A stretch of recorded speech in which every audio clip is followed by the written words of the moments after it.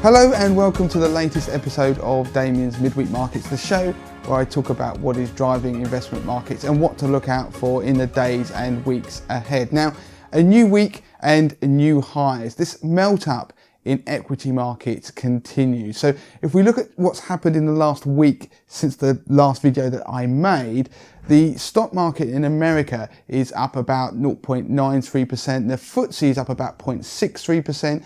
European equities up about 0.23%, but in Japan they're up about 3.5%, and we've got similar rallies in Asian equities. And a lot of that has come down to the currency exchange rate. So in America, if you remember, the dollar was weakening. We had that turn around slightly. So the yen weakened against the dollar, and that's always good for the Japanese stock market because it's very export orientated. So that means Japanese equities have done particularly well in the last week. But the point is the risk on sentiment is still there and driving markets upwards. And that is largely because of the Fed and central banks being very accommodative. Now, the other thing that markets are happy about is the trade war between the US and China. Today, in fact, as I make this video, later on today, there's going to be some form of ceremonial signing of the phase 1 version of the trade deal. And nobody knows quite what is in that trade deal, but China and America are going to sign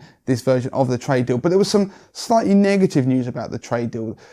Apparently, the tariffs are to remain until after the November election in America, which obviously the market would love it if all the existing tariffs that America and China have imposed were to be removed. So that's not actually happening. So at the moment, markets have hit highs, but they are now starting to sort of wait to see what happens with this deal.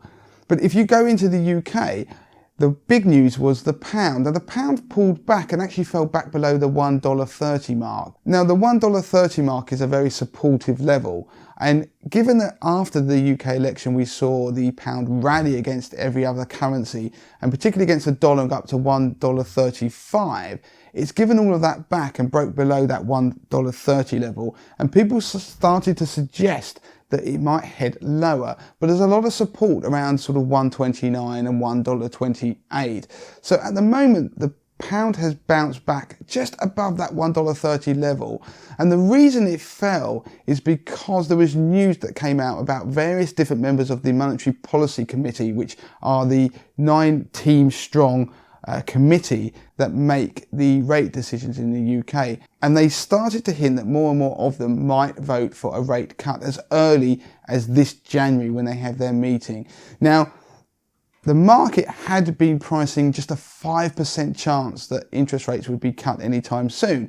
Well, of course, that's rocketed to nearly 60% in the last week. So if interest rates are cut, then that tends to put downward pressure on the pound. So that is why the pound broke below that key level. Now, the reason why they are potentially going to cut rates is because there's concern about the UK economy. And in fact, there were some GDP numbers that were released for November, that was just before Christmas in the lead up to the general election, that showed signs that the economy shrunk by 0.3%, which was totally unexpected. So perhaps the UK economy is weaker than the Bank of England had thought. So if we do get a rate cut, that will be boosting the economy. There'll be an attempt to boost it, which leads us nicely in a sort of circular motion, talking about recession again. The market has completely priced out the idea that there will be a recession. And we had that, well, last week I talked about the dollar falling and was that front running the Fed and would they cut interest rates?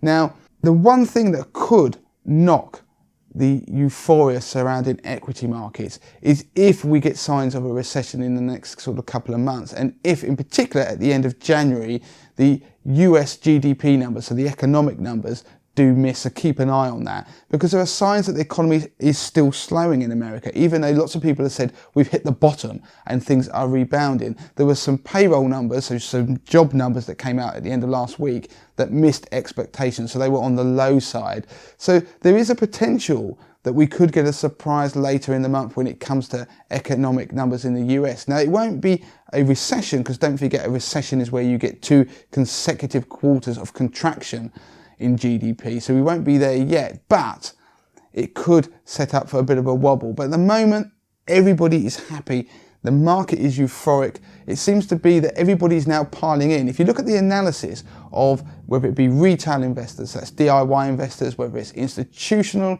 investors, they seem to all finally have pushed all their chips into the market in that fear of missing out. And when we get to that stage, that can be a worrying sign. And if the market turns, it could be quite aggressive. But at the moment, there are no signs that the uptrend is about to break just yet. So the one thing we've got also coming up is the earnings season. So just like every earnings season that we get where companies start to release how much money they've made and their profits, they will be scrutinized. So we'll be looking to see whether the profit margins and the level of earnings from these companies is actually increasing. Because the worst thing, if we get signs that they're actually contracting because of the economy, then that could also undermine the market. So that is it for this week on Damien's Midweek Markets. If you want to get in touch, you can do the usual way, damien@moneytothemasses.com, or via Twitter, moneytothemasses with the number 2. And don't forget to join our Facebook group and follow us on Instagram.